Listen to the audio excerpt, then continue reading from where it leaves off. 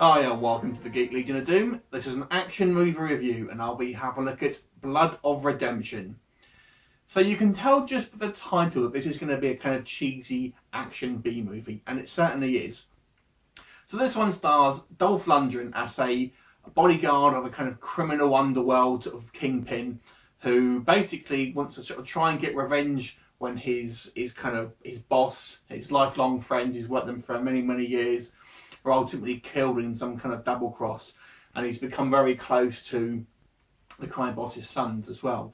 And we have a kind of web of intrigue with a variety of kind of double dealing and backstabbing involving, as I say, the two sons, one of their lovers, their kind of like business contacts, including Robert Davi and Vinnie Jones's characters, along with politicians and whatnot. And ultimately what you've got is a kind of hodgepodge action kind of conspiracy thriller. Now this is a low budget film, so obviously I do have to kind of bear that in mind when I'm sort of judging these kind of action B movies. But nevertheless, the problem with this film is that it's quite a confusing plot, and I think it thinks it's clever, but it just ends up being a little bit kind of confusing about what's going on with all these kind of double crosses and stuff, and it ends up just sort of leaving you a little bit perplexed, because ultimately it isn't made well enough to sort of, even though it has a complex storyline, it doesn't. The film isn't sort of clever enough to sort of guide you through it and make you kind of understand what's going on as the kind of plot unfolds. You're pretty much left clueless until right towards it you have a kind of like monologues that pretty much explain to you, oh, this is what's actually happened. But that's not the only issue. The acting here is very choppy. Now, it has a reasonable cast. As I say, Dolph Lundgren, who I actually say was, not bad in the role, in a sort of relatively limited capacity as ultimately a bodyguard.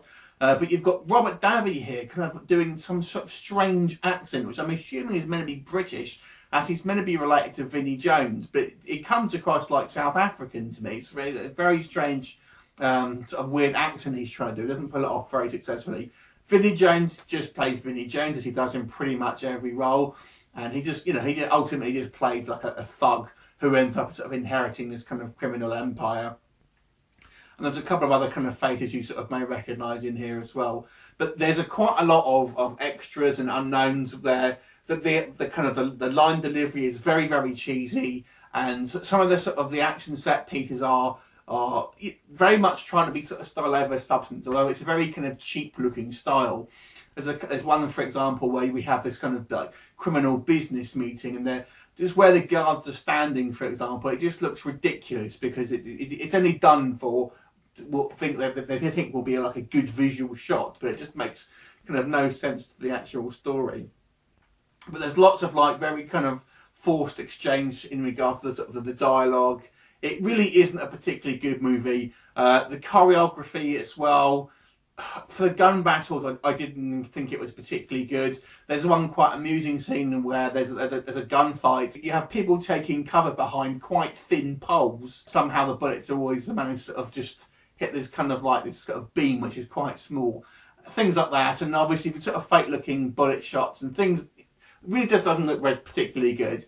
I will say when we have sort of fist fights and kind of hand-to-hand combat, that is choreographed a lot better, I will say. And Dolph Lundgren obviously is kind of a bit of a pro now, although even though he is getting on, he's obviously an accomplished action film star and a martial arts expert in his own right. So the actual one-on-one fighting, looks a lot better.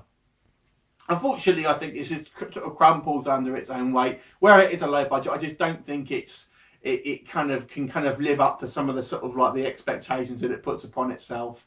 They try to do some kind of like visual styles. It kind of reminds me of some of the sort of camera tricks that they use in the kind of the titles that they sort of flash up here and there. They're trying to almost have like a Snatch or like a Guy Ritchie sort of style, but it's just a very low budget affair and completely forgettable.